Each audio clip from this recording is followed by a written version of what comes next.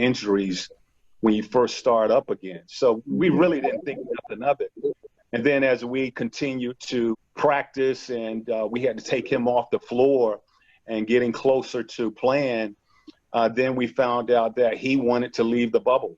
You know, he's going to leave the bubble and try to get some treatment from an outside doctor. And it became serious enough where he was leaving the bubble. The time that they was telling us he would probably return, it wasn't going to help us. That was a huge loss for us because he was our all-star this year, became an all-star. You know, he's a double-double guy. He was averaging 18 points, 12 rebounds, 5 assists.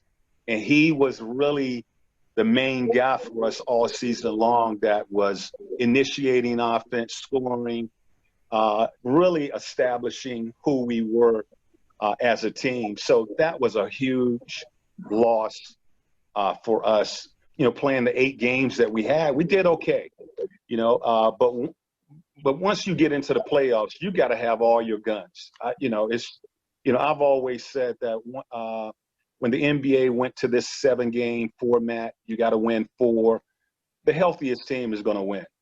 Right. If you have an injury, in the playoffs, because everybody there it can hoop, it's going to be challenging for you to,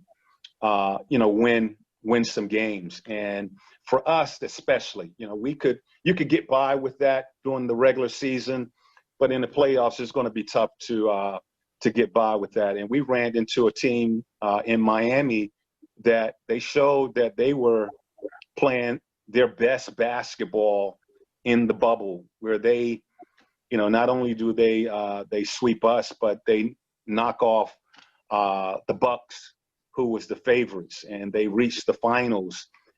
They proved to be an unbelievable team playing their best basketball at the right time. All right, Coach, I have a question for you. So when you return to coaching, do you keep your staff or do you find new staffers? Right now what I'm looking at, I'm probably going to come back. I want to take a break from the first seat. I'm probably going to come back as an assistant. And, it's like I'm kind of looking at this like drumline. We're going to mix the old with the new. As they said, you know, old school with some new school. So, I'm talking to a couple teams about, assisting, a couple coaches in the league. And I want to really just take a step back and do something a little different. So I'm looking at that role right now. I have a question. So your son, Jamel. Yes. When he was coaching on. Congrats on the wedding, a baby girl. Thank you. We were so hurt. I know, we were so hurt we couldn't have our whole family. That was going to be the epic wedding of the year. And we were hurt that no one could. We were picking out outfits to get ready. Right. Everybody's looking forward to it and planning, and sorry we couldn't be there, but beautiful, and congrats. And congratulations on you as becoming a grandpa. Yes, what a blessing. He's adorable. He is a blessing.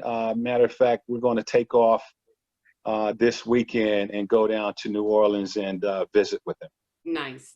Okay, so with that being said, what advice, you have 2 children, Brittany and Jamel, and love and adore them. Jamel was in the league as a coach. Did you give him, what advice did you give Jamel? I basically, you as my mother told me, and you shut your mouth and you do your job. And you be loyal to those people that you're working for and working with. And I think if you take that approach, you're going to give yourself an opportunity in anything you do to have some success and keep a job. So Jamel, I never want, there were opportunities for him to come and work with me, but I'm a little superstitious. At the time, he was my only son, so I don't travel with my son.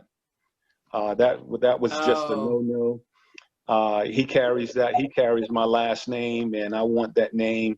If we're gonna go out, it's not gonna be like that. So You've always thought about that ever since he was born? Jamel and I never traveled together, just the two of us. As a family, we would travel, or he would travel with his mother, but he and I never got on a plane together, just the two of us by ourselves. Only one time when he was traveling to a camp. But now I have another grandson that's going to carry the name, so he and I can travel. We can get on planes. But I wanted him to get into this coaching, if that's what he chose, on his own, and he did. He came and he worked. He came and he worked with me at the Olympic team, in 2008, 2007. And a couple coaches who was there watching saw him working with NBA players, and they invited him, which was Monty Williams. Invited him to come and work with him, and he wanted him to really kind of do a little bit of everything: video, PD, player development, game preparation. So he had an opportunity to do all of that, and he established himself as a good young coach in this league. And he later went on to get a job in Phoenix. He left New Orleans, went to Phoenix, and then he came back to New Orleans working for Alvin Gentry. And nice. He's been in the league 10 years now, and he's been able to establish himself because of him, not so much riding my coattail. And I thought that was important. Absolutely. I thought that was really important, that people see him for who he is and what he is capable of doing, and not just the son of Nate McMillan. But right now he's interviewing. He's interviewing at New Orleans.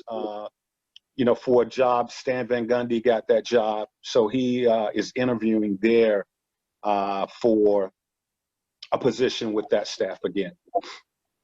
Hey, Nate, let me ask you. Going back to 2000. Sorry, I was just saying I'm really proud of Jamel. So keep up the good work. Go ahead, Fresh. Hey, Nate, speaking on the 2008, what were some of those practices like? I spent 7 years with the Olympic team. We won gold in 2008, and we won gold in 2012. And really to have that opportunity to be an assistant coach with Coach K and Coach Boeheim and Mike D'Antoni, and working. First when they called me and they asked me to in 2005, they called me and asked me to be an assistant with the national team. And I'm thinking, I'm looking at the phone, it's Jerry Colangelo, and I'm looking at the phone like, what team you talking about, the JV team or the varsity? Right. Are you talking about the big boys, the Olympic team? And he said, yes, we're talking about the Olympic team. And I'm thinking at that time, all these coaches in this country, and you guys come and ask Nate McMillan to be an assistant